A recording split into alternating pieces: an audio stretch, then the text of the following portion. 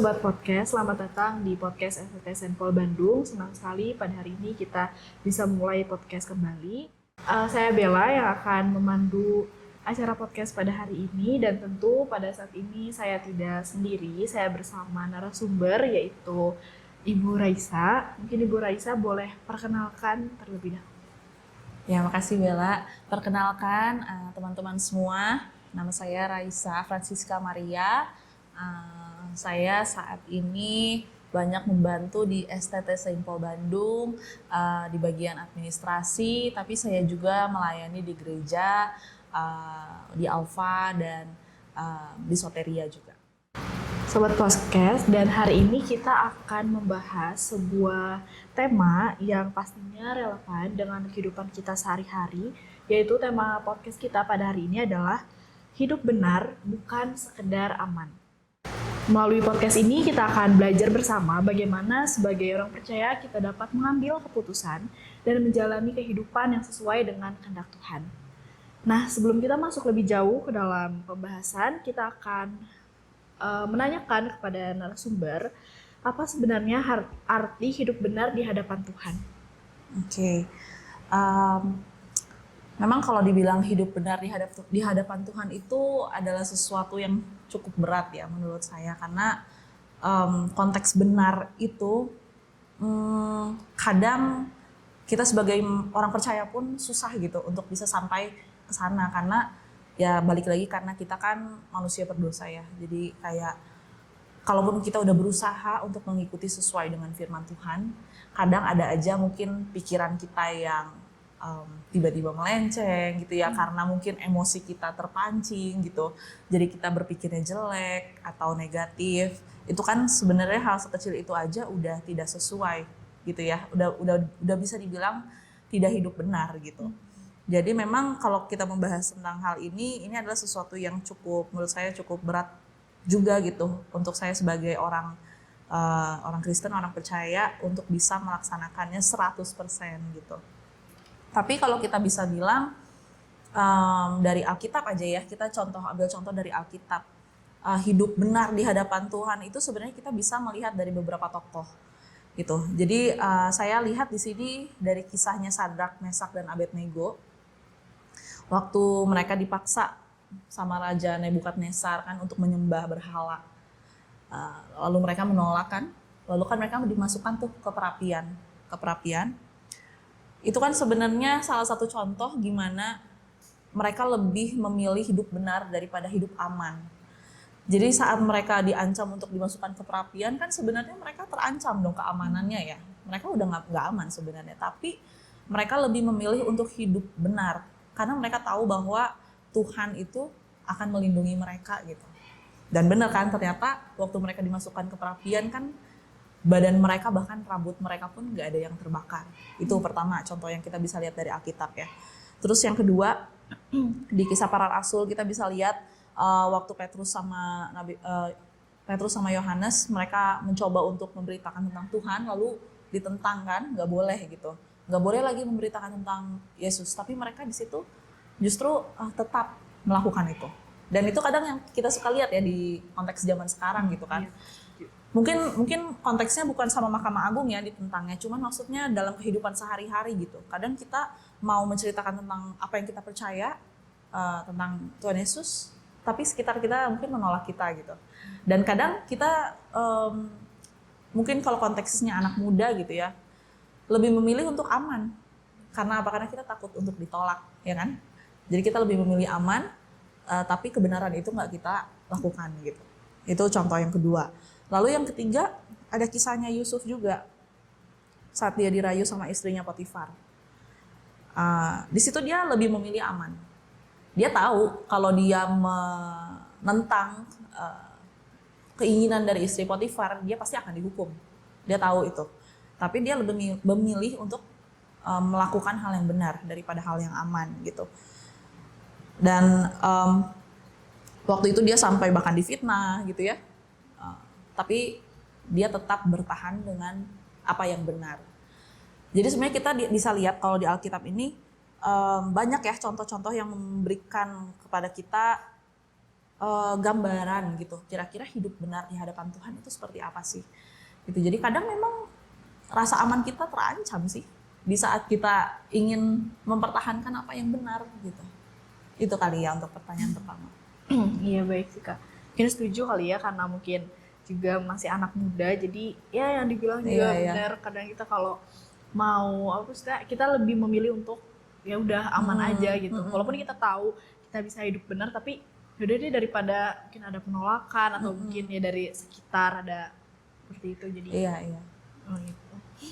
Baik Kak, untuk yang karena tadi pembahasannya apa sih yang maksud dengan hidup benar di hadapan Tuhan, lalu kan sebagai anak muda nih, mengapa terkadang kita tuh memilihnya tuh hidup aman gitu. Hal itu kan gak selalu sejalan dengan hidup benar di hadapan Tuhan gitu. Iya. Nah, kalau tadi kan kita ngomongin tentang konteks di Alkitab ya. Tapi sebenarnya menurut saya apa yang diceritakan dalam Alkitab itu juga masih relevan gitu ya sama keadaan kita sekarang. Kadang yang buat kita takut itu untuk hidup benar di hadapan Tuhan itu ya pertama tadi yang Bella bilang ya. Mungkin penolakan, mungkin gak cuma anak muda ya, tapi mungkin semua umur juga mungkin merasakan itu. Kayak atau misalnya penolakan dulu lah ya, misalnya kayak contoh sederhananya ada anak gitu ya, misalnya dia di satu sekolah misalnya dibully gitu. Kita yang melihat kan ada dua pilihan sebenarnya, antara kita membela dia karena itu adalah hal yang benar gitu ya, membela orang yang dikucilkan, atau kita hanya menonton. Itu kan ada dua pilihan sebenarnya. Nah di sini kan kalau hanya menonton berarti kita aman, tapi kita nggak bener gitu, karena kita nggak membela mereka yang merasa kecil lah gitu. Tapi kalau satu sisi kita membela yang dikucilkan, ada kemungkinan kita juga akan dikucilkan mungkin, atau mungkin kita bisa jadi kena kekerasan mungkin ya, atau fitnah atau apa gitu, hal-hal yang buruk lah. Jadi kadang itu yang membuat kita takut gitu. Karena dengan kita bertahan untuk sesuatu yang benar itu pasti ada harga yang harus dibayar. Gitu. Begitupun juga dengan iman kita. Kalau zaman kuliah ya, waktu zaman saya kuliah, memang ada beberapa orang yang mengajak hal-hal yang tidak benar gitu ya. Nah kayak gitu kan ada dua kemungkinan. Kalau kita ikut, kita akan menambah relasi, jadi bisa berteman dengan mereka. Tapi apakah itu benar? Enggak, gitu kan. Jadi banyak lah ya sebenarnya contoh-contoh yang kita bisa lihat di kehidupan kita sehari-hari gitu. Atau bahkan sekedar kita memberitakan tentang iman kita, menginjili orang, gitu. Itu kan benar. Tapi kan ada ketakutan, apalagi kalau kita tinggal di negara yang minoritas gitu ya. Mungkin takut kitanya nanti dikecam lah apa gitu. Jadi memang ya ada harga yang harus dibayar lah gitu. Tapi ya itu balik lagi tadi, kita kadang lebih memilih untuk hidup aman karena memang harga yang harus dibayarnya itu berat. Zaman sekarang saya tanya ke Kak Bella ya, siapa yang berani dimasukkan ke api demi mempertahankan iman? Pasti Belum tentu. Saya pun jujur ya, saya mah jujur aja, saya pun mungkin takut gitu. Tapi balik lagi, saya percaya sih, bahkan mungkin Sadrah, Mesak dan Abednego itu pasti diberikan kekuatan oleh Roh Kudus sih. Ya kita nggak pernah tahu ya kalau kita ada di posisi itu. Ya. Bener sih, setuju. Kalau kita ada di posisi itu juga ya udah dikasih hikmat gitu sama Tuhan. Jadi memang ya berarti kalau kayak gitu tuh Anda percayakan seperti itu. Kalau oke. Sebagai orang percaya, bagaimana seharusnya kita itu hidup? Bagaimana seharusnya kita hidup ya sebagai pengikut Tuhan Yesus dalam konteks ini? Sebenarnya simple sih, sederhana tapi sulit. Yaitu ikutin aja firman Tuhan sebenarnya yang tertulis dalam Alkitab. Tuhan bilang apa? Kasihilah sama seperti kamu mengasihi diri kamu sendiri, gitu ya. Menurut saya itu hukum kasih itu adalah hukum yang paling harus kita lakukan daripada kita sibuk dengan ngurusin yang lain gitu. Karena di saat kita bisa mengasihi orang lain, berdasarkan kasih Kristus ya, mengasihinya, saya yakin yang lainnya itu, kebenaran yang lainnya itu bisa mengikuti gitu. Nah, cuman ini kadang susah gitu, karena untuk mengasihi orang yang mengasihi kita balik pasti susah kan? Gampang ya. Tapi kalau kita mengasihi orang yang tidak mengasihi kita, yang jahat sama kita, yang udah fitnah kita, yang udah jelek-jelekin kita, yang udah nyakitin kita, susah. Tapi kalau kita udah berhasil untuk menerapkan kebenaran tentang kasih ini gitu ya, saya yakin yang lainnya akan menyusul gitu, akan mengikuti. Di saat itu ada kasih, pasti dia bisa memaafkan gitu. Di saat dia udah bisa memaafkan, di situ dia bisa move on dengan hidupnya, nggak fokus dengan hal-hal negatif di dalam kehidupannya gitu. Jadi di saat dia bisa mengasihi, saya yakin kehendak-kehendak Tuhan di dalam kehidupan dia juga pasti akan bisa mengikuti di belakangnya. Oke Kak, jadi menurut Kakak ya dari obrolan kita gitu, kesimpulannya gimana nih Kak yang ya kita aja bisa untuk Bisa kita terapkan lah ya kita gitu kita terapkan dalam kehidupan sehari-hari. Tetap berpegang pada firman Tuhan, walaupun orang lain nggak.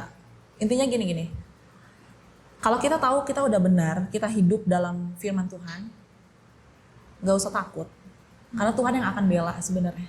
Karena saya udah sering lihat juga gitu di dalam kehidupan orang sekitar saya, yang memang mereka itu hidup benar, dalam arti nggak 100% benar ya, tapi dalam konteks tertentu mereka memilih untuk hidup benar gitu. Kayak contohnya di saat ada orang yang fitnah, mereka nggak balas gitu. Jadi mereka memutuskan untuk memaafkan orang itu, dan benar dalam beberapa waktu ke depan Tuhan yang bekerja gitu. Jadi sebenarnya kalau kita udah yakin Tuhan itu ada bersama dengan kita, selalu ada sama kita sebenarnya tinggal lakuin yang benar aja gitu. Masalah yang lain serahin sama Tuhan. Jadi kita nggak perlu takut, aduh nanti orang ini gimana ke saya, orang ini nanti jahat nggak ya ke saya. Itu Tuhan yang atur gitu. Yang penting kita udah ikutin sesuai dengan firman Tuhan gitu. Dan ya mengasihi sama lah.